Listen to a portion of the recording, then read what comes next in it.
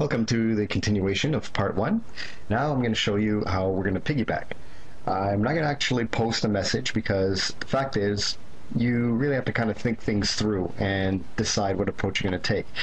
This is the one part of the process I would say, is actually time consuming. I mean, you can't just throw it out there. You can't just say whatever. You do actually have to kind of put yourself in the shoes of someone you want to offend, and that's what we're going to do here. So I'm going to go back to Rants and Raves after copying the title. We're going to go to Post,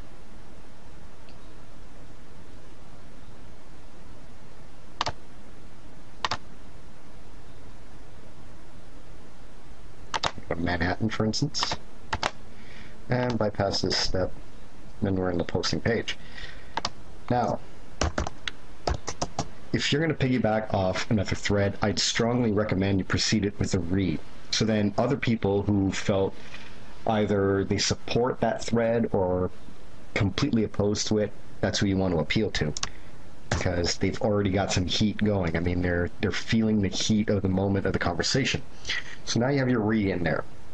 If you want, you could also use this field here to put in something something offensive if you want, just to draw more heat. So I don't know.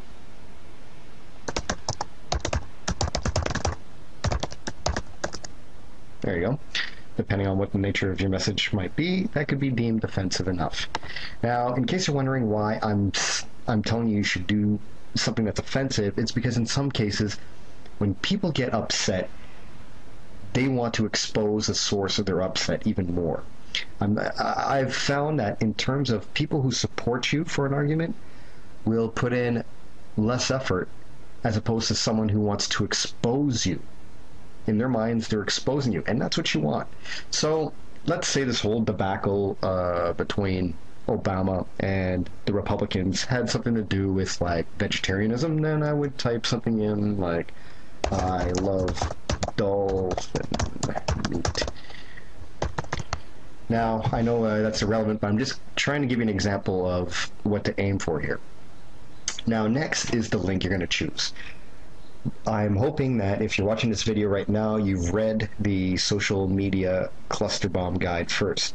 In it, I implore you, when using Craigslist, to try and use something like YouTube. Put a YouTube link in, because people trust YouTube. When they see it, they know what to expect, so they're more apt to click on it. Lately as well, I've also been noticing that Reddit links are alright too. People are taking to them more, and they actually feel grateful because you're inviting them to a conversation they missed on another site. So Reddit and YouTube for now. However, you can still draw traffic to your main site.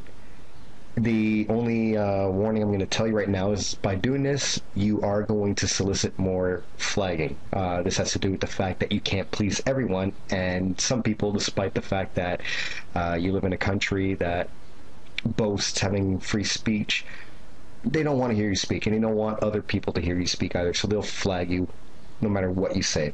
But in some cases, it's worth it. In some cases, I've gotten a flood of traffic before my account or the post got flagged. So if you're going to put a link to your website, the one thing I will tell you right now, make absolutely sure you just put a naked link to your site. What I mean by a naked link, it would be, say, even just to take this link for this post. It looks like that. Do not use any shorteners. Do not use a Google shortener. Do not use bit.ly. People on Craigslist hate that, and your click-through rate will plummet. I guarantee you it will plummet if you use a link shortener, so avoid those like the plague. The other thing I would state is, yes, you can use HTML in your Craigslist posts, but do not use anchor text. When you see that, people automatically know what you're up to, and you will get flagged faster than you can imagine. So that is part 2. In part 3, you're going to learn even more, so stay tuned.